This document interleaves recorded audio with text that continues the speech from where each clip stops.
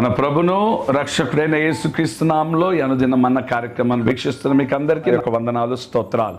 ఇది దేవుడు మనకి ఇచ్చిన వాక్యమును చదువుకుందాం. ముందు చెప్పినట్లుగా ప్రారంభం నుండి 1వ అధ్యాయం నుండి కొన్ని మాటలు నేను వివరిస్తూ ఉన్నాను.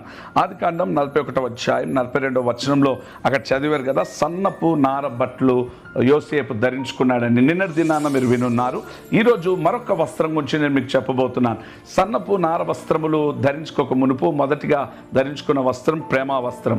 రెండవ వస్త్రం యోసేపు ధరించుకున్న వస్త్రం ఏంటి తెలుసా? దాస్యపు వస్త్రమును ధరించుకున్నాడు. అనగా పోతీఫెర్ ఇంటికి వచ్చిన తర్వాత దాసుని వస్త్రమును ధరించాడు. దాసుని వస్త్రం అంటే ఏంటిది?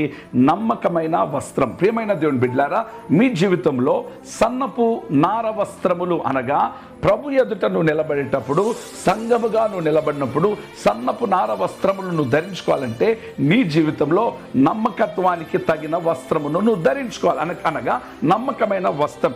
ఏంటి నమ్మకం అని చెప్తున్నారు? యజమానుడి కుటుంబంలో పోతీఫెర్ అక్కడ యోసేపు బానిసగా ఉన్నప్పుడు, వారి ఇంట్లో ఉన్నప్పుడు బానిస వస్త్రమును ధరించుకొని పరిచర్య విషయంలో కానీ అన్ని విషయంలో నమ్మకంగా ఉన్నాడు. ప్రియమైన దేవుని బిడ్డలారా, నమ్మకంగా జీవించే వారికి మెండైన దీవెనలు, ఆశీర్వాదములు దేవుడు అనుగ్రహిస్తాడు. మోషే విషయంలో మోషే నమ్మకస్తుడు.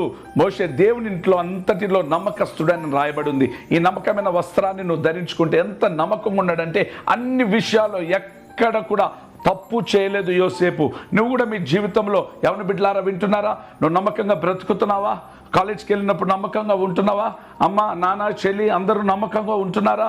మీరు నమ్మకత్వాన్ని బట్టి దేవుడు మిమ్మల్ని ఘనపరుస్తాడు. నేను ఎప్పుడు ఒక ఉదాహరణ చెప్తా.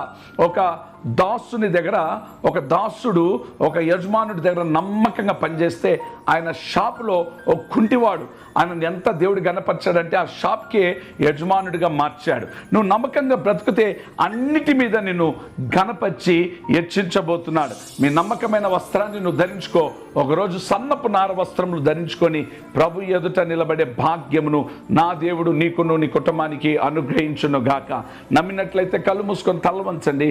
ప్రార్థన చేస్తాను. ప్రభువా, నమ్మకమైన వస్త్రమును బిడ్డలు ధరించుకొని నీ ఎదుట నిలబడే భాగ్యమును దయచేసి కృప చూపించి మీరు సహాయము చేయమని యేసు నామములో అడుగుచున్నాము తండ్రి.